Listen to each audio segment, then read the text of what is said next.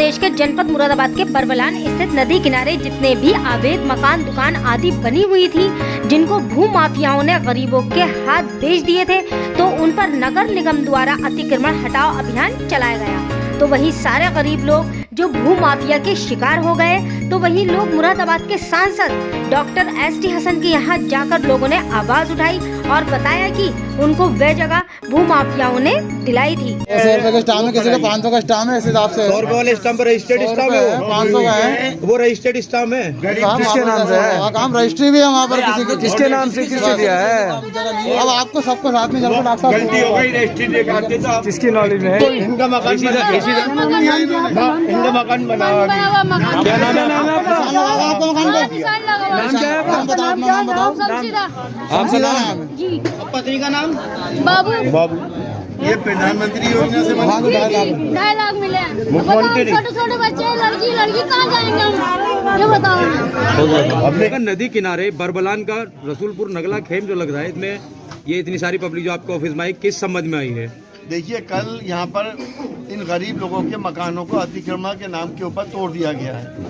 इनको ना तो पहले से कोई नोटिस दिया गया, ना ही इनको ये बताया गया कि ये अवैध तरीके से हैं, और बहुत से लोगों के पास इसकी रजिस्ट्रियाँ भी हैं। और अभी मुझे ये पता चला कि जान के मुझे हैरत हो रही है कि प्रधानमंत्री आवास योजना के भी पैसे इनको मिले, वहाँ उसके भी 2 मकान बने हुए हैं, उनके ऊपर भी निशान बना दिया है। जब इन लोगों का प्रधानमंत्री आवास योजना से भी फायदा दिया जा रहा है, इनको बिजली, पानी, सड़कें भी बनाई जा रही हैं, तो ये किसकी जिम्मेदारी थी कि ये देखता कि ये अवैध है? इन गरीब और बेसहारा लोगों की तो जिम्मेदारी नहीं थी। इसकी जिम्मेदारी जो जिन अधिकारियों की थी, उनके ऊपर सख्त से सख्त कार्रवाई की जाए, और वो भूमाफिया जो इनकी रजिस्ट्री करा रहे हैं, उन भूमाफियाओं को पकड़कर इनका पैसा वापस दिलवाया जाए। डॉक्टर साहब, 100 रुपए वाले स्टाम्प पे रजिस्ट्री हो जाती है?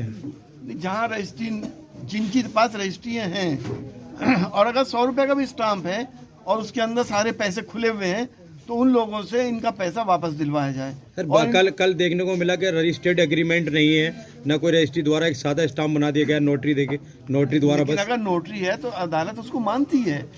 अगर नोटरी पे स्टाम्प हैगा और इनका एग्रीमेंट लिखा हुआ है उसमें, तो भी अदालत इसको सर, ऐसा एक रोल वहाँ चल रहा है, भू माफियाओं द्वारा एक रोल चल रहा है कि 100 रुपए के स्टाम्प पर गरीबों को जमीन बेच दी जाती है, फिर उनसे पैसा वसूल को छोड़ के भाग दिया जाता है, जो गरीब आपके यहाँ आए हुए हैं। तो मैंने कहा ना कि उन लोगों को भी आइडेंटिफाई करने के बाद उनको भी पकड़ा जाए, और इन गरीबों के पैसे उनसे वापस दिलवाए जाएं, और उनको भी कानून के दायरे में लाया जाए। इस पे पुलिस को कोई कार्रवाई करनी चाहिए? पुलिस के लिए क्या कहना चाहते हैं? पुलिस भी इसमें कार्रवाई करेगी, ऐसा नहीं है।